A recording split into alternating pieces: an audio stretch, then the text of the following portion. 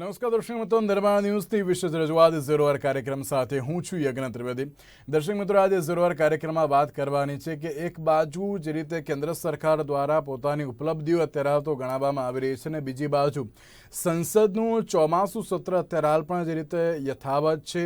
વાદ વિવાદો વચ્ચે હજુ ધીરે ધીરે ચોમાસું સત્ર હજુ આગળ વધી રહ્યું છે, પરંતુ તેની વચ્ચે રાજ્ય સરકારની પણ વાત કરીએ તો રાજ્ય સરકાર પણ અત્યારે હાલ તો 5 વર્ષ જે પૂર્ણ થયા તેની ઉજવણી કરી રહી છે અને બીજી બાજુ અલગ અલગ પ્રશ્નાર્થ અત્યારે વિપક્ષ ઊભું કરી રહ્યું હોય તેવું સ્પષ્ટપણે જોવા મળી રહ્યું છે. વાત કરીએ હવે સૌથી પહેલા ચોમાસું સત્રની, તો ચોમાસું સત્રમાં અત્યારે હાલ તો અલગ અલગ બિલ ઉપર ચર્ચા વિચારણા કરવાની હતી. ક્યાંક હેલ્ધી ચર્ચા વિચારણા જોવા જરૂરી હતી, પરંતુ તે જોવા નથી મળી.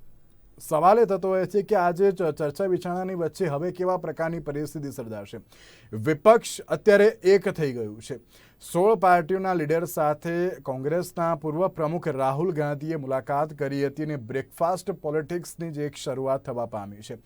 બ્રેકફાસ્ટ પોલિસીમાં 14 વિપક્ષો તો એકત્ર થયા હતા. માત્ર આમ આદમી પાર્ટી અને બહુજન સમાજવાદી પાર્ટીના જે નેતાઓ હતા અને તે જ માત્ર 9 ઉપસ્થિત રહ્યા હતા. બીજા દરેક વિપક્ષ એકત્ર થઈને માત્ર એક જ વાત હતી કે કેન્દ્ર સરકારને હવે કયા મુદ્દાઓ પર ઘેરવી.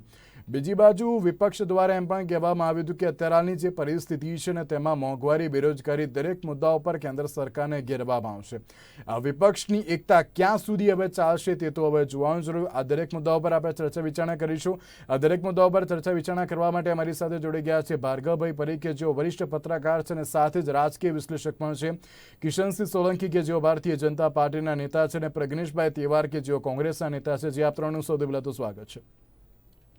સૌથી પહેલો પ્રશ્ન હું આપને પૂછવા માંગીશ ભાર્ગવભાઈ કે એક બાજુ ચોમાસામાં જે રીતે અત્યારે ચોમાસું સત્રનું જે આયોજન કરવામાં આવતું હોય છે, પરંતુ ચોમાસું સત્ર યોજાઈ ગયું. અનેક બિલ ઉપર હેલ્ધી ચર્ચા વિચારણા થવી એ જરૂરી હતી, પરંતુ હેલ્ધી ચર્ચા વિચારણાઓ વચ્ચે અત્યારે વિપક્ષ એક થઈ ગયું છે અને બ્રેકફાસ્ટ પોલિટિક્સ અત્યારે હાલ તો ચાલી રહ્યું છે. આપ કઈ રીતે જોઈ રહ્યા છો આ વિપક્ષ અત્યારે એક થયું છે તેના લઈને?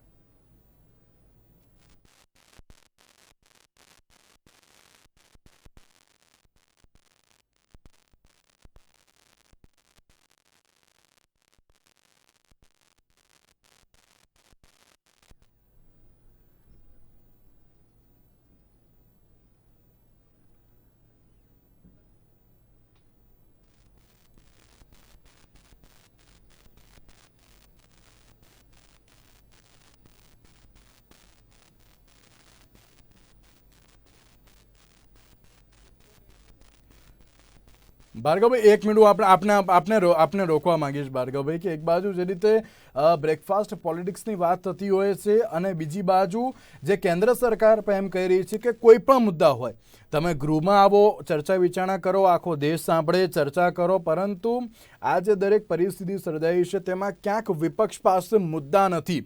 એટલા માટે અત્યારે આ પ્રકારની પરિસ્થિતિ સર્જાઈ રહી છે તેવું પણ તેમના દ્વારા જણાવવામાં આવ્યું હતું. પ્લસ જે રીતે આ 14 પાર્ટીના નેતાઓ અત્યારે એકત્ર થયા છે, શું આગળની જે ચૂંટણી આવી રહી છે તેને અનુલક્ષીને પણ હોઈ શકે? કારણ કે એક બાજુ જે રીતે કોંગ્રેસ પાસે અત્યારે ક્યાંક કહી શકાય કે ચહેરો નથી જોવા મળતો અને ક્યાંક તેને લઈને પણ સવાલ યથાવત જોવા મળતો હોય છે. ભાર્ગવભાઈ, એટલે કે સવાલ એ થતો હોય છે કે આ જે વિપક્ષ અત્યારે કેન્દ્ર સરકારની સામે એકત્ર થયું છે તે હવે કેવા પ્રકારની પરિસ્થિતિ લાદશે તે? બહુ સાચી વાત છે. હું એ જ વાત કરી રહ્યો હતો કે જ્યારે વિપક્ષ એક થાય ત્યારે તમારે સરકાર વિરુદ્ધના વોટ એકજૂટ થઈને એક તરફે આવે. હવે માત્ર તમે 2024ની ચૂંટણી પર નજર નાખવાના બદલે 2022ની અંદર અન્ય રાજ્યોની અંદર ચૂંટણીઓ આવી રહી છે. હવે જ્યારે બીજેપી તમારું ડોમિનેટિંગ પોઝિશનમાં હોય, સ્ટ્રોંગ બનીને બેઠું હોય, ત્યારે રાજ્યોની અંદર જે ચૂંટણીઓ થવાની છે એ રાજ્યની ચૂંટણીઓની અંદર તમારે વોટને અંકે કરવા પડશે. નંબર 2, વિપક્ષોની એકતા છે 14 પક્ષો, એટલે રિજિયોનલ પાર્ટીઝ જે છે, રિજિયોનલ પાર્ટીઝના માટે મોટો ખતરો ઉભો થયો છે એમનું અસ્તિત્વ ટકાવી રાખવાનો. યજ્ઞ, આ વસ્તુને બહુ સમજવા જેવી છે કે 1991 થી 2014 સુધી એકે વખત થમ્પિંગ મેજોરિટી સાથેની કોઈ સરકાર આવી નથી. હવે તમામ એ આખા સમયગાળાને 1991 થી તો તમે 2014 સુધીનો સમય જુઓ એટલે લાંબો સમય થયો. 14 ને 9 23 વર્ષ, 23 વર્ષ સુધી રિજિયોનલ પાર્ટીનો દબદબો રહ્યો છે. કારણ કે રિજિયોનલ પાર્ટીના કારણે કેન્દ્રની અંદર એ લોકોનું વજન વધેલું રહ્યું છે. એટલે રિજિયોનલ પાર્ટીને પોતાના અસ્તિત્વ માટે પણ એક થવું જોવું જરૂરી છે.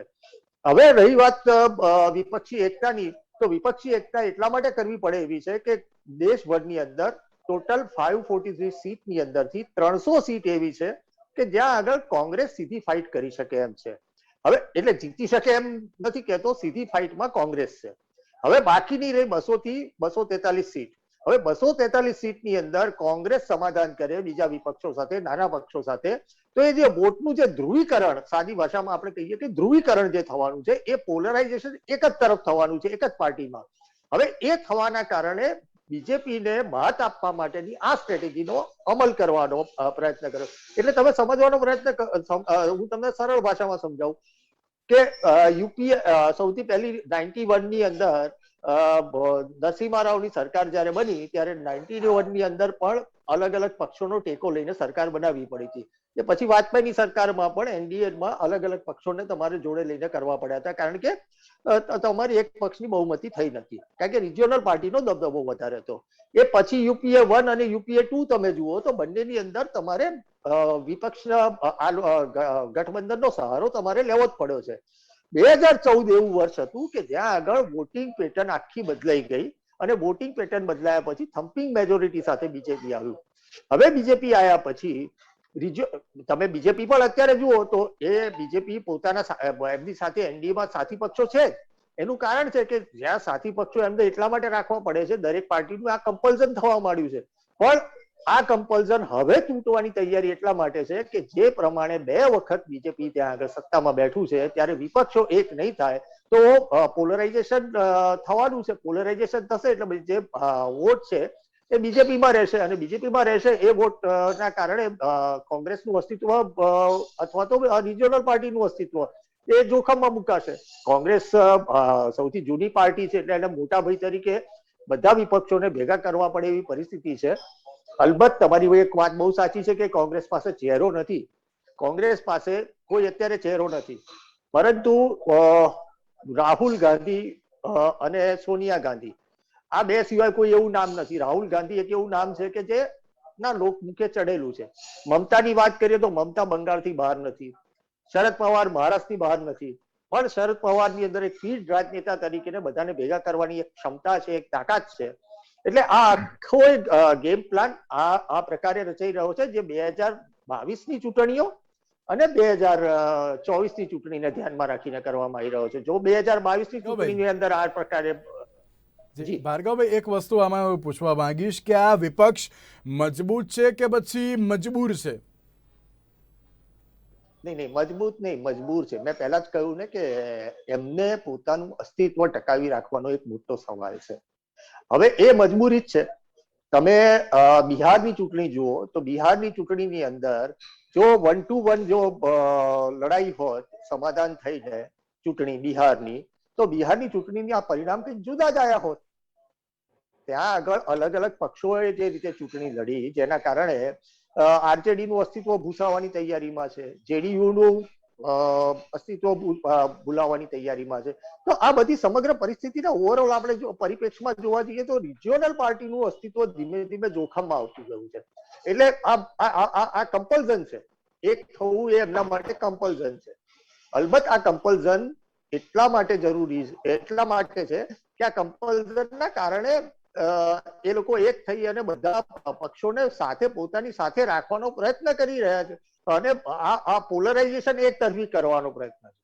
બિલકુલ જી પ્રજ્ઞેશભાઈ, એક બાજુ વિપક્ષ દ્વારા બ્રેકફાસ્ટ પોલિટિક્સ જે થઈ રહ્યું છે, આપના મત અનુસાર અત્યારે શું આ વિપક્ષ એક અસરકારક ભૂમિકા શરૂ કરી રહી છે તેવું લાગી રહ્યું છે ઉપરથી? તો પરીખ સાહેબે જે વાત કરી એના લાસ્ટ એન્ડિંગ નોટ થી એમણે જે કહ્યું કે વિપક્ષની આ મજબૂરી છે, હું એને બીજી રીતે જોઉં છું. આજે મોન્સૂન સત્ર જ્યારે શરૂઆત થઈ રહી છે ત્યારે સંસદમાં પ્રશ્નોની રજૂઆત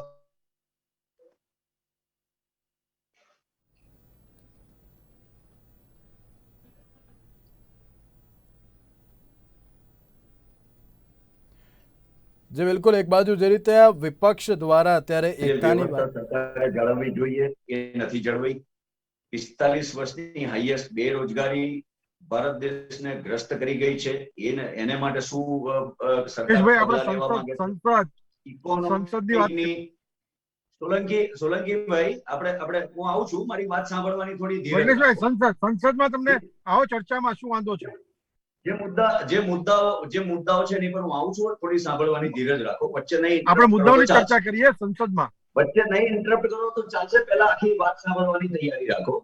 એટલે ઘણા બધા મુદ્દાઓ છે જે વિપક્ષના, ચાહે યુપીમાં હોય, ચાહે બેંગાલમાં હોય, ચાહે ગુજરાતમાં હોય, ચાહે મહારાષ્ટ્રમાં હોય, મુદ્દા કોમન છે.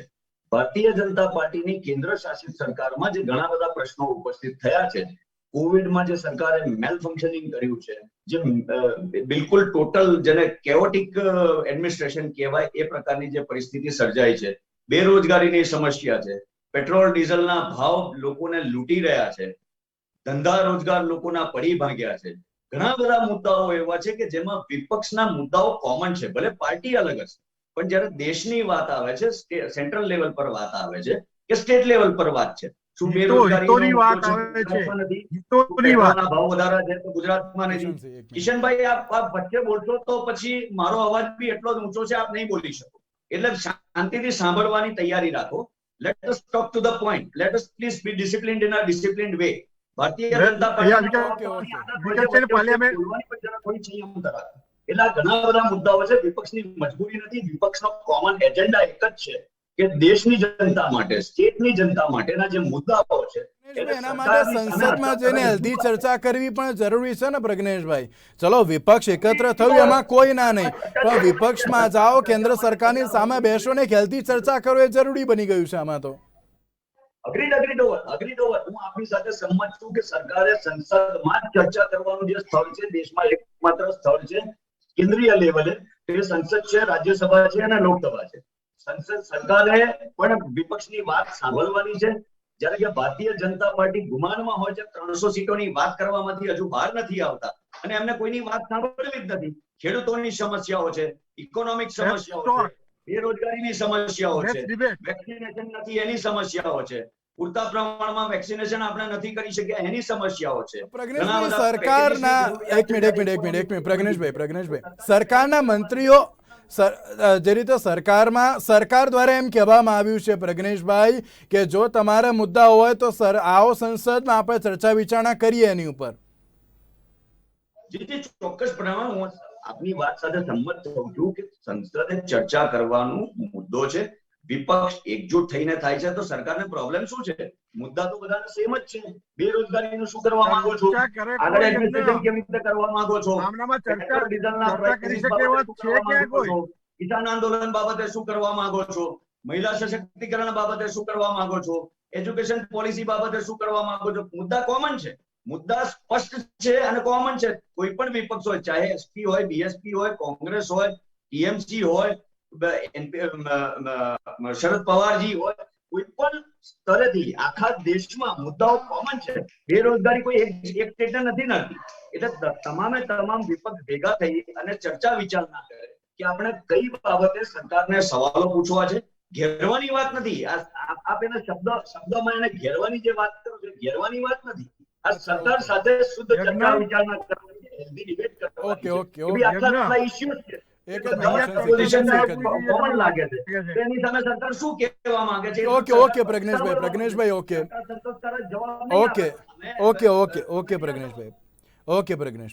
જી કિશનસિંહ, યોગ્ય ચર્ચા કરવી એ ઘણી જરૂરી છે, પરંતુ ક્યાંક ભારતીય જનતા પાર્ટી કરવા નથી દેતી તેવું તેમના દ્વારા કરવામાં આવી રહ્યું છે. ગુડ ઇવનિંગ યજ્ઞ. સી, નાચના એ આંગન તેડા. આત્મ શ્લાષામાં સ્વકેન્દ્રિત, પરિવાર કેન્દ્રિત લોકો કયા મોઢે આ બધી વાત? પ્રજ્ઞેશભાઈ, આમ સરપ્રાઈઝ કે પ્રજ્ઞેશભાઈએ જે મુદ્દાઓ બોલ્યા, મુદ્દા, તમે મુદ્દા પર વાત નથી કરી રહ્યા. મને સીધો, હું આપને સીધો સવાલ પૂછવા વાત કરવી છે.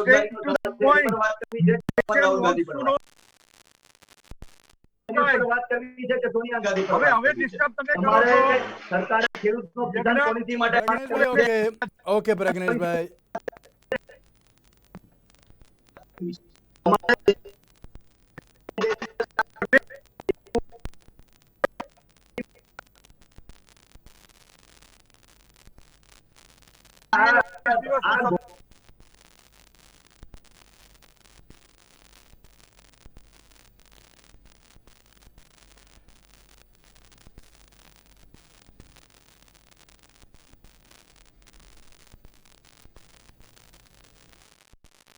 એક મિનિટ કિશનસિંહ પ્રજ્ઞેશભાઈ, આ રીતે આપણે અત્યારે ચર્ચા નથી કરવાની. એક મિનિટ પ્રજ્ઞેશભાઈ, કિશનસિંહ, હું આ બંનેને રોકવા માંગુ છું. એક મિનિટ પ્રજ્ઞેશભાઈ, કિશનસિંહ, અત્યારે આ રીતે ચર્ચા કરવાની કોઈ વાત જ નથી ને અત્યારે. પ્રજ્ઞેશભાઈ, કિશનસિંહ, મુખ્ય મુદ્દાઓ પર આપણે ચર્ચા કરવાની. પ્રજ્ઞેશભાઈ, એક મિનિટ પ્રજ્ઞેશભાઈ.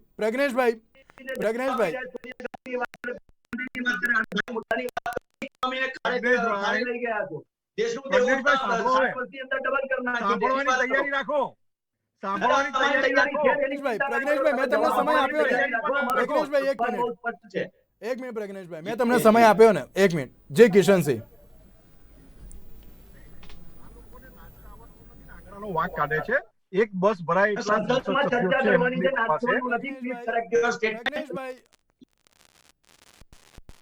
પ્રજ્ઞેશભાઈ, વાત શું કરવાની છે અત્યારે? હાલ કઈ બાજુ જઈ રહ્યા છો પ્રજ્ઞેશભાઈ?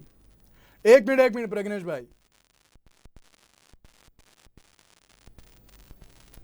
અમને યજ્ઞ આ ગરિમાની વાતો કરીને, વચ્ચે ઇન્ટરપ્ટ નહીં કરવાની વાતો કરીને જે કૃત્ય કરી રહ્યા છે, આ જ પ્રજાને નથી ગમતું. પ્રજાની વચ્ચેથી આ લોકોને અલિપ્ત થવાનું કારણ જ આ છે. પ્રજાની વચ્ચે નથી જવું, સંસદમાં પ્રશ્નોની ચર્ચા નથી કરવી. આવો ને, ચર્ચા કરવા આવો. તમારામાં ચર્ચા કોણ કરી શકે? પેલા તો લિસ્ટ આપો, ચર્ચા કોણ કરી શકે એટલા વધ્યા તમારી પાસે. 130 ઓલ્ડ ગ્રાન્ડ પાર્ટી જ્યાં સુધી ઇટાલિયન ચશ્માથી જોશે અને ઇટાલિયન ઇતિહાસનો અભ્યાસ કરશે ત્યાં સુધી સંસદમાં ચર્ચા નહીં થઈ શકે. અમે દરેક વસ્તુની ચર્ચા કરવા માટે તમને આમંત્રણ આપ્યું છે. 19 દિવસનું સત્ર છે, 31 બિલો પેન્ડિંગ છે. તમને લોકોની નથી પડી. તમે સ્વકેન્દ્રિત, પરિવાર કેન્દ્રિત, આત્મશ્લાષામાં રાચનાર પાર્ટી બની અને રહી ગયા છો ને. તમારા અંગત હિતો માટે તમે બધા ભેગા થાવ છો, રાષ્ટ્રહિત માટે ભેગા નથી થતા પ્રજ્ઞેશભાઈ. એટલે તમે રાષ્ટ્રહિત માટે ભેગા થતા દેશના લોકો તમને આવકાર ભેગું થાય છે. તમે ભ્રષ્ટાચાર માટે ભેગા થાવ છો.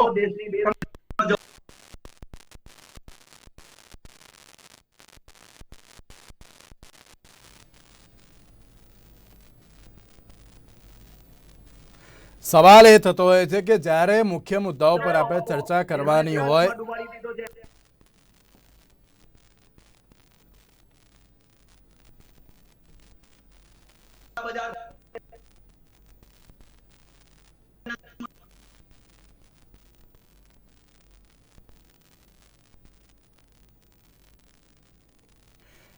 કિશનસિંહ, મારો સીધો સવાલ એ છે કે અત્યારે હાલ જે રીતે વિપક્ષ આટલા સવાલ કરી રહ્યું છે, પરંતુ તેની સામે અત્યારે જે રીતે સરકાર દ્વારા દરેક મુદ્દાઓ પર ચાલો ચર્ચા વિચારણા કરવા માટે તૈયાર છે. મોંઘવારીનો જે પ્રમાણે વિપક્ષ અત્યારે હાલ તો જે વિરોધ કરી રહ્યું છે, પરંતુ તેની સામે એક minute Kishansingh, let me complete ji Kishansinh.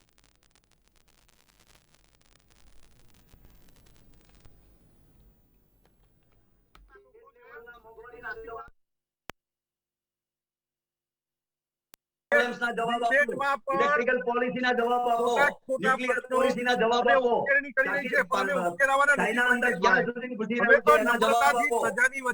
Nepal જેવું નાનકડું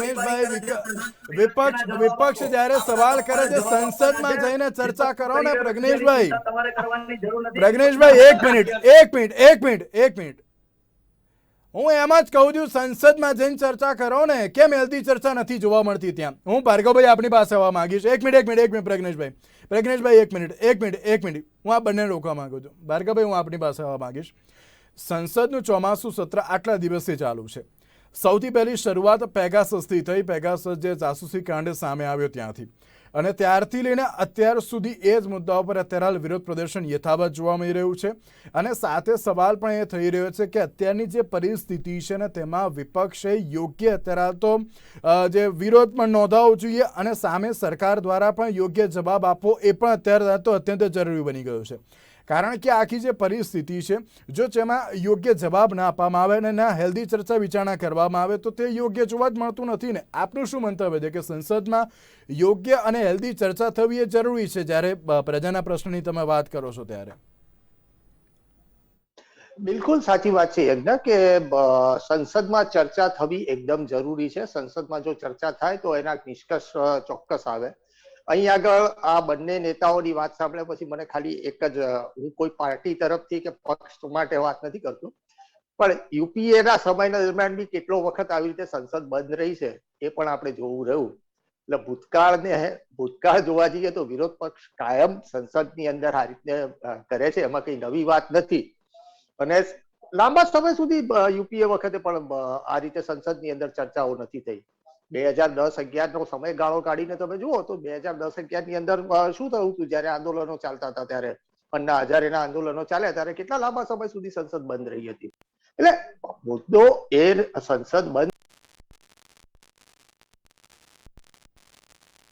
થયું છે. તમે જેમ પેગાસિસ ની વાત કરી તો પેગાસિસ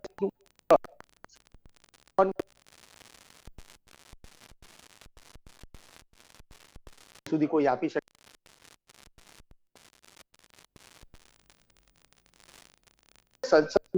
સંસદનું સત્ર શાના માટે? સંસદનું સત્ર તો એના માટે જ છે કે પ્રજામાં થયેલી પરિસ્થિતિ, જે છેલ્લા કેટલાક સમયથી જે સળગતા પ્રશ્નો છે એની ચર્ચા થવી જોઈએ, એના ઉપર કોઈ નિરાકરણ આવવું જોઈએ સરકાર તરફથી. એટલે વિપક્ષ પોતાનો પક્ષ મૂકે, સરકાર એની ઉપર શું પગલાં લઈ રહી છે અથવા તો શું પગલાં, અને આ અપેક્ષિત છે. પ્રજા પણ એ જ ઈચ્છે છે, કારણ કે પ્રજાના ખર્ચે લાખો રૂપિયાની, કરોડો રૂપિયાનો જે ધુમાડો થઈ રહ્યો છે સંસદના એક દિવસની પાછળ ને, એક દિવસ એટલે એક સત્રની પાછળના, એક દિવસની પાછળના, તો એના પછી તમારી પાસે આ અપેક્ષા પ્રજાને હોય એ બહુ સ્વાભાવિક છે. પરંતુ રાજકારણ એક એવી વસ્તુ છે, હું બહુ જ કોઈ પાર્ટીના તરફથી વાત નથી કરી રહ્યો, પણ આ પોલિટિકલી ગેમ આજની નહીં, વર્ષોથી આ ચાલતી આવી છે.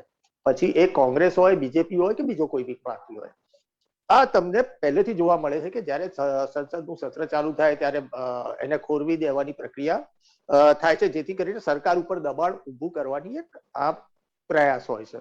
અને સરકાર પર દબાણ ઊભું થાય તો એ કોઈ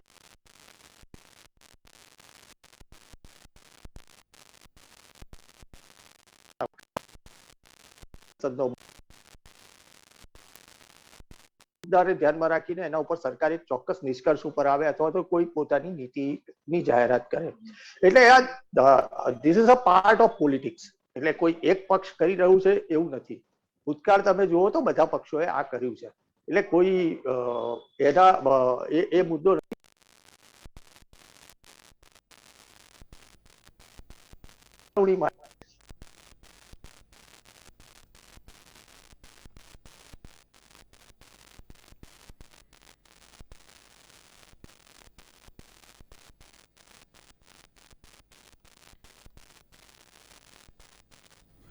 જે બિલકુલ ભાર્ગવભાઈ, હું આપને રોકવા માંગીશ કે એક બાજુ જે રીતે સંસદનું ચોમાસું સત્ર તો યથાવત જોવા મળી રહ્યું છે અને તેમાં પણ વાદ વિવાદો વચ્ચેનું જે આ ચોમાસું સત્ર જે યોજાયું, અનેક એવા મુદ્દાને લઈને ચર્ચા વિચારણા થવી એ પણ જરૂરી હતી, પરંતુ એ ક્યાંક નથી પણ જોવા મળી.